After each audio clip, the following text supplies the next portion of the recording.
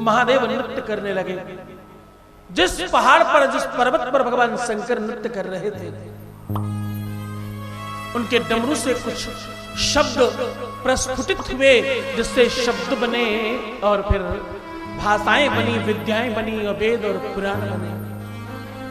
भगवान महादेव के पैरों की धमक से नीचे एक परधी बनी और उस परधी के दोनों तरफ दो जीव रूपी देव उत्पन्न हुए। ये आदि कहानी कह रहा हूं जो तुम्हें नहीं पता। एक का नाम है ब्रह्मा और एक का नाम है विष्णु।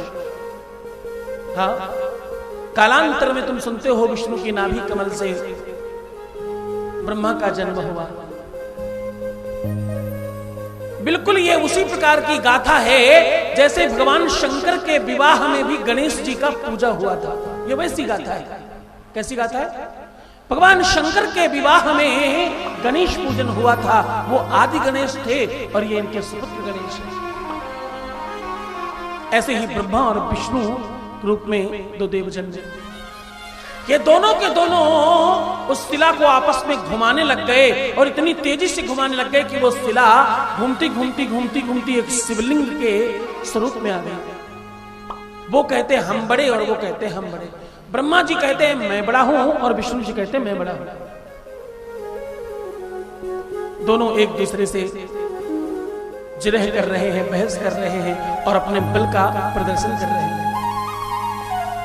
उस शिवलिंग से आदेश हुआ, आवाज आई कि देखो तुम दोनों युद्ध मत करो। जो भी शिवलिंग के मूल को स्पर्श करके आएगा, मूल मतलब जड़ को स्पर्श करके आएगा, उसको सबसे बड़ा माना जाएगा।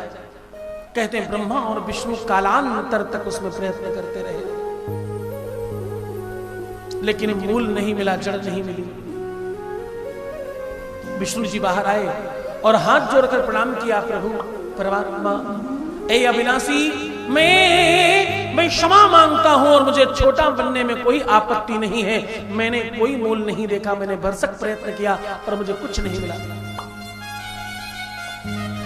आकाशवाणी हुई, विष्णु तुम सत्य कह रहे हो, तुमने सत्य बोला है, तुमने सत्य कहा है, इसलिए तुम्हारे अंदर भगवत्ता का दर्शन होगा और संसारी तुम्हें भगवान मानेंगे और तुम संसार के भरण पोषण का काम करोगे। जाओ, तुम्हें आगे कालांतर में युग युगों में तुम्हें 24 अवतार होंगे धरती पर और लोग तुम्हें परमात्मा की तरह पूजेंगे।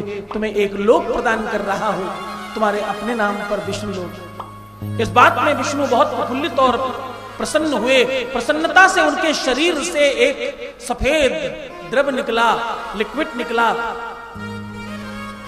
धीरे धीरे धीरे धीरे वो दूध की भांति बनते बनते बढ़ते बढ़ते इतना बढ़ा, क्षीर सागर बन गया और उसमें शेष सैया बनी। भगवान विष्णु उस पर स्थापित हुए। महादेव ने कहा तुमने सत्य कहा है, तुम सत्य बोल रहे हो, इसलिए तुम्हारे अंदर भगवत्ता का दर्शन होगा।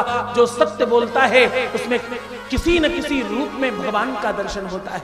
क्यों? क्योंकि धर्म जो है उसकी रक्षा करने के लिए सत्य बोलने की आवश्यकता है।